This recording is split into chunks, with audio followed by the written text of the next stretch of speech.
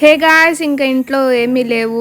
టమాటాలు గిమాటాలు ఉల్లిపాయలు అవన్నీ తెచ్చాలని తెచ్చేసుకున్నాను అనమాట. సూపర్ మార్కెట్ వెళ్ళిపోయి చూడండి, క్రిస్మస్ టైంలో అసలు జనాభా లేరు. అక్కడక్కడ ఒక కారు కొంచెం అలా ఉంటారనమాట. నేనంత పక్కడ్బందీ ఒక పల్లెటూరులో ఉంటాను.